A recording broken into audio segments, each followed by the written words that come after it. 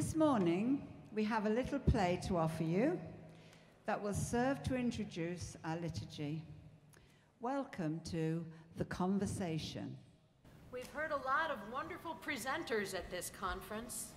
Todos los puntos de vista, mi cabeza da vueltas.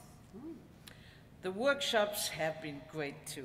This workshop über die Päpstin war urkomisch. Actually, really got me thinking. Amazing we're at the end of it now. Our closing liturgy. Well, at least we know it won't be one man at the altar. Well, we do know there are still strong feelings about all sides of the ordination issue. And they all exist side by side here at the women's ordination worldwide. I guess I just assumed a closing liturgy for WOW would be done by ordained women priests. Todos somos en persona Christi. I wonder if the liturgy could offer both, a both end. Both and, you mean the liturgy would focus on women's ordination, demanding it from the Vatican and knowing it's already happening, like RCWP and ARCWP? And Women's Church and other international Eucharistic communities like Spiritus Christi. Well, I was thinking both and that could mean the liturgy could focus on something larger, but something that includes ordination, but is rooted in feminist ministry. Something that includes women's ordination, but there's nothing more important than that. In America del Sur, we have been celebrating women's Eucharist for many years, and now we have a woman priest in Colombia, too. Do you all remember Ottawa and the pain that some people felt at not being heard in their call to priesthood? And there were women ordained right afterwards on the St. Lawrence Seaway. Yes, you are all saying such important things here. The ordination of women is happening, and it will continue to happen. And at the same time,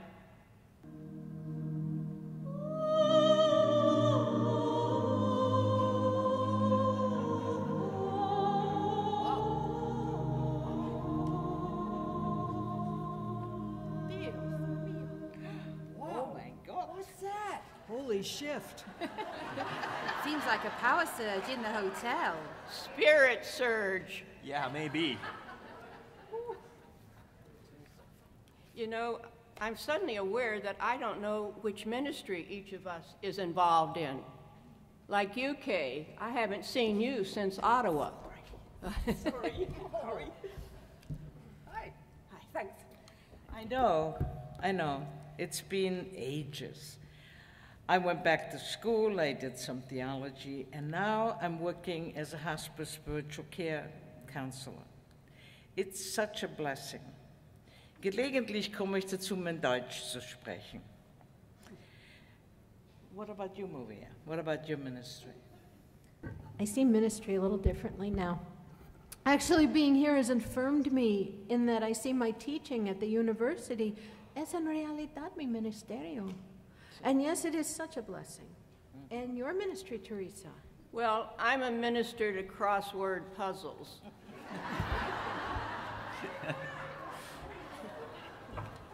No, really, I've been a member of a faith community for many years. And last May, they said to me, we call you, Teresa, to be our faith leader. And I accepted. And so now we gather for Eucharist each Sunday. And afterward, we all serve the poor at the soup kitchen. And yes, it's a blessing. Yes. I'm sorry I don't know your name. Actually, it's her name. I'm sorry I don't know your name. You came rushing in like a spirit surge. Thanks. Hi, everyone. I'm Molly. I'm so sorry for being late to the conversation.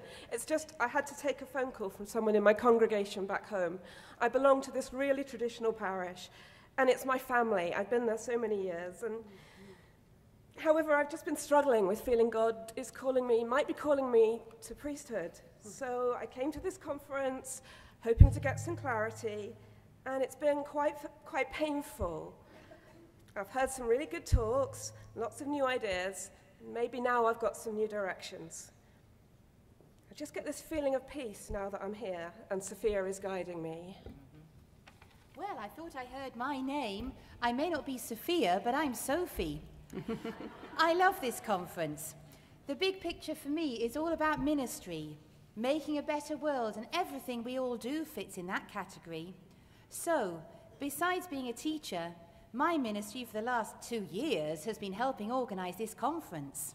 Oh, brilliant. Now, my dear friend Max over there, is that you, right? Tell us about you. How are you doing?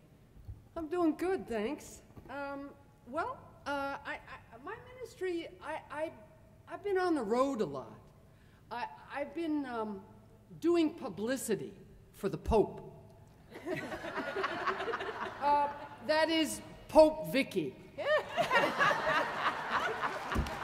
Right. Yeah, you see, she's really incredible. She's really cool. Pope Vicky, to be exact, she has some really interesting things to say about contraception. I mean, like, she says, it's good for your complexion and overpopulation. And you know, Pope Vicky even uses Facebook. Yeah, she does. She uses it for all of her decisions and all of her announcements. I mean, total transparency. Yeah, so Pope Vicky says that it's got to be pink smoke over the Vatican because white smoke is just that same old, you know? Anyway, I think she's really cool, and I'm glad to be here. Oh, Max, that's amazing. Oh, well, anyway, David and I, we're part of the women's ordination movement.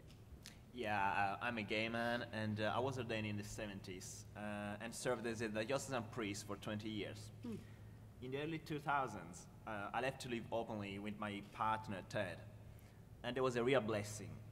And then? Well, after years of working in and out of the church, I finished my master's and was ordained a priest. And along with David, we founded and serve a wonderful, vibrant, independent Roman Catholic community. It is a blessing. It is. Seems like we're all engaged in very meaningful ministries, including ministries of discernment. It's a blessing, Molly, to be with all of you. Yeah.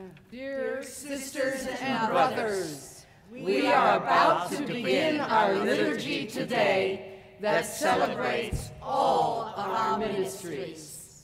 We hope that at each table, you will share your ministries with each other.